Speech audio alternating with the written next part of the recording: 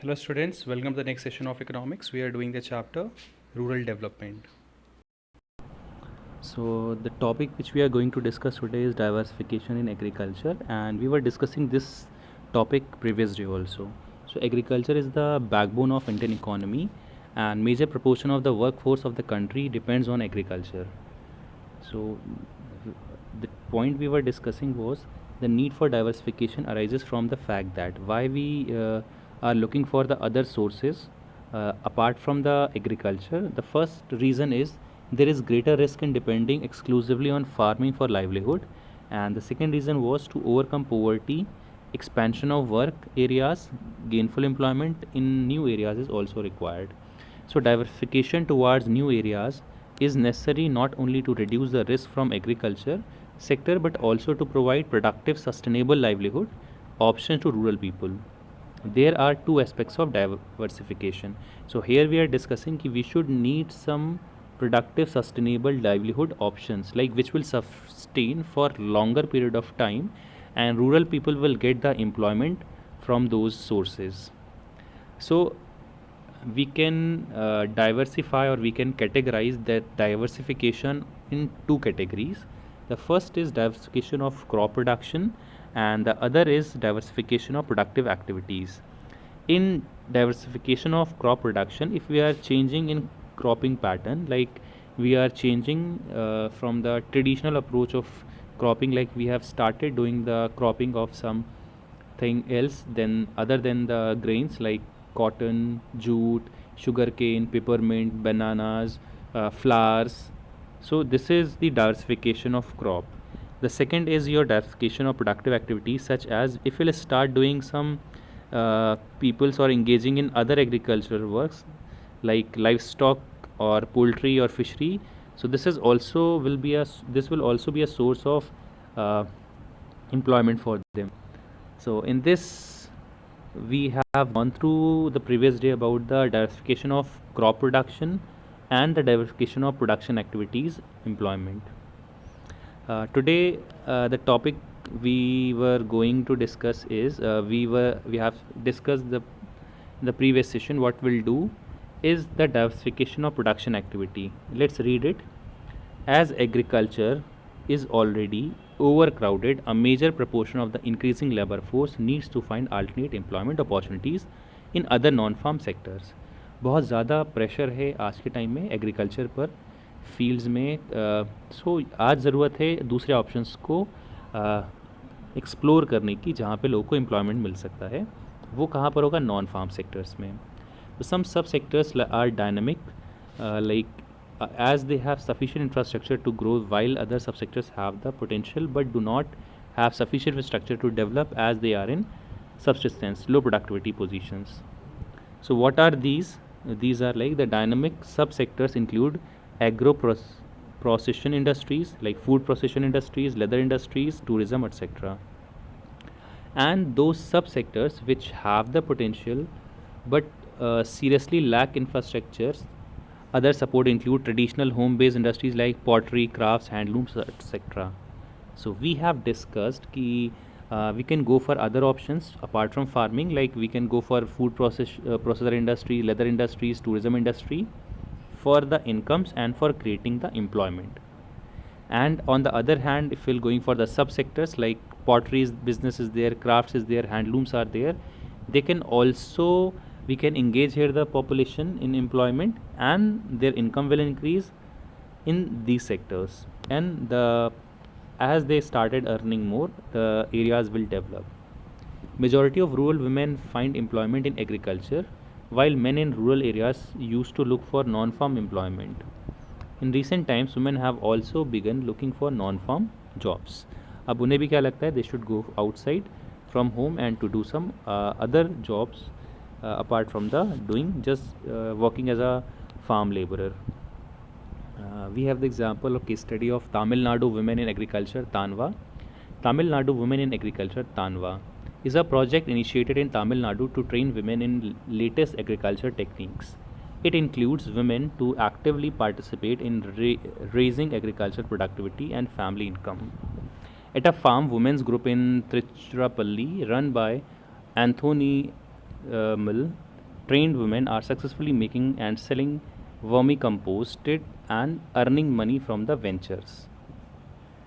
Many women are successfully making and selling vermicompost, as I explained you, and earning money from these ventures. And many other farm women's groups are creating savings in their group by functioning like mini banks. How? Through a micro credit system.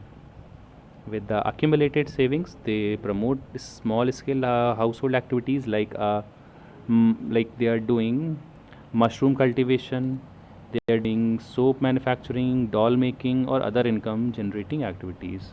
So, important non farm areas of employment are animal husbandry, fisheries, horticulture, and other alternate livelihood options. Note it down, it is very important. You make a box and read these all the points in that box: animal husbandry, fisheries, horticulture, and other alternative livelihood options. Let's study in detail. If we'll go for the animal husbandry, what is animal husbandry? Uh, be very specific about this topic and concentrate what I'm going to teach you. The first point, as little meaning is clear कि we are going to work on the animals and will tame them and will try to gain income from them. In India, the farming community used to the mixed crop livestock farming system. Cattle, goats, fowl are the widely held species. Livestock production provides increased stability in income, food security, transport, fuel, and nutrition for the family without disrupting other producing activities. If we'll talk about today's world, so today's livestock sector alone provides alternate livelihood. It is very important. It is providing the alternate livelihood options to over 70 million small and marginal farmers, including landless laborers. A significant number of women also find employment in the livestock sector. तो ये clear हो रहा है कि अगर life stock में हम अपने एम्प्लॉयमेंट को तलाश करें तो कंट्री में लगभग 70 मिलियन लोग आज भी लाइफ स्टॉक का बिज़नेस करते हैं. अप्रॉक्सीमेटली 7 करोड़ लोग जो हैं, 7 करोड़ किसान जिसमें से लैंडलेस लेबर भी आते हैं, इस बिज़नेस को, इस ट्रेंड को फॉलो करते हैं और बहुत सारी फीमेल इस सेक्टर में लगी हुई हैं. Poultry accounts for the largest share with 58% followed by others. इसके बाद जो अगला सेक्टर है वो 58% पोल्ट्री बिजनेस का है. Other animals include camels, asses, horses, ponies and mules are in the lowest rung. India had about 300 million cattle including 108 million buffaloes in 2012. अब अगर हम बात करें तो 1/3 तो सिर्फ बुफेलो हैं कंट्री में out of the total animals, including 108 million buffaloes in 2012. So big number ki we are working more on the dairy farming, like animal husbandry we are doing, but we are working more with the animals who are giving milk. So milk industry is growing in the country. So performance of Indian dairy sector over the last 3 decades has been quite impressive. Milk production in country has increased by more than 8 times between 1951 till 2014. Notable point, note it down. I'm underlining this. This can be attributed mainly to the successful implementation of Operation Flood. Operation Flood we have discussed, done by the Gujarat cooperatives. Varghese Kurian was the man who initiated this operation and the country became self-sufficient in milk production. Operation Flood, some description is given.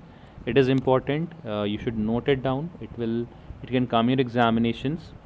So Operation Flood is a system whereby all the farmers can pool their milk produced according to different grading based on quality, and the same is processed and marketed to urban centers through cooperatives.